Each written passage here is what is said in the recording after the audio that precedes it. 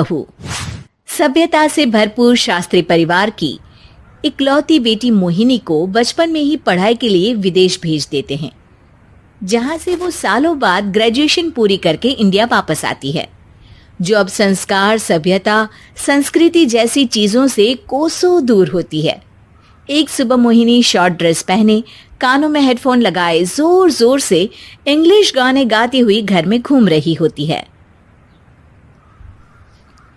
सुबह सुबह भगवान का नाम लेते हैं, राक्षसों की तरह चिल्लाते नहीं। पॉप्स, आपको अच्छे गाने की बिल्कुल समझ नहीं है, सो ठीक है, चिल पिल।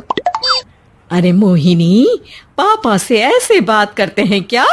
सारी तमीज भूल गई हो। ओह मॉम प्लीज, इतनी बड़ी भी कोई बात नहीं हुई, सो डोंट ओवर रिएक्ट।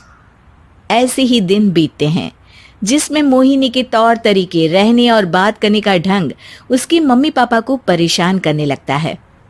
भला कोई मानेगा कि ये मेरी बेटी है?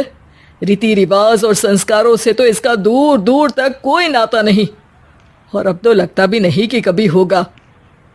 अरे ऐसे कैसे नहीं होगा? लड़कियां सारे नखरे अपने माँ बाप को ही दिखाती है। ससुराल जाकर उन्हें सब कुछ करना भी पड़ता है और मानना भी।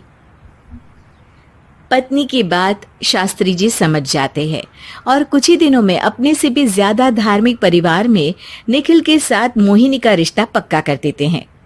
रिश्ता तो पक्का कर दिया, पर यहाँ मोहिनी को कैसे मनाएंगे? शादी ब्याह के मामले में आटे में नमक जितना झूठ तो चलता है जी। इसी तरह एक के बाद एक तिकड़म लगाते हुए दोनों मिलकर मोहिनी को शादी के लिए तैयार कर लेते हैं और मोहिनी निखिल की शादी हो जाती है, जिसके अगले दिन से ही मोहिनी दोबारा अपने पूरे अवतार में शॉर्ट ड्रेस पहनकर घर में घूमने लगती है। बहू को ऐसे देख सास की आंखें फटी की फटी रह जाती हैं। अरे ये क्या बेशर्मी है, हमारे घर की लड़कियां जींस तक नहीं पहनती और तुम बहू होकर इतने छोटे कपड़े पहनकर पूरे घर में घूम रही हो।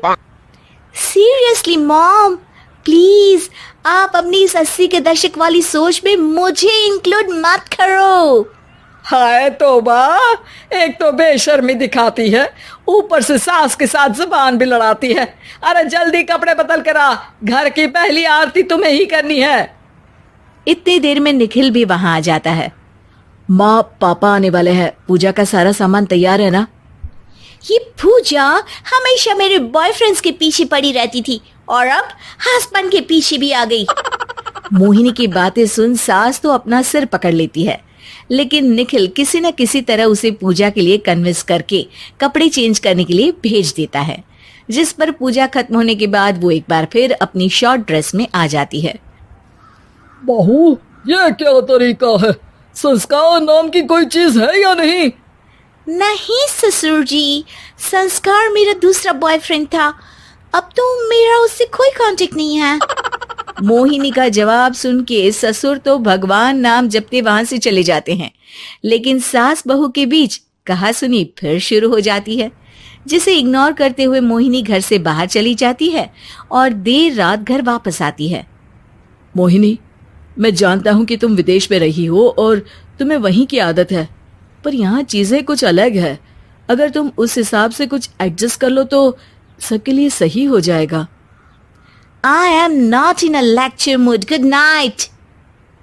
अगली सुबह मोहिनी देर से उठकर एक बार फिर उसी तरह सबके सामने आती है, जिस पर उसकी सास कुछ बोले उससे पहले ही मोहिनी की दोस्त मोनिका और रेचल वहां आ जाती हैं। Oh hi darling, how are you? OMG, we missed you so much. I missed you too darling. Ram Ram, इन्होंने तो तुमसे भी छोटे कपड़े पहने हैं। अरे तुम लोगों के अंदर कोई शर्म लिहाज बाकी भी है या सब बेच खाई? मोहिनी, तुम्हारी मेड कुछ ज्यादा नहीं बोलती? इस पर मोहिनी की दोस्त उसकी सास का मजाक बनाने लगती है, जिसे सुन निखिल उन्हें जवाब देते हुए कड़वे शब्द सुना देता है और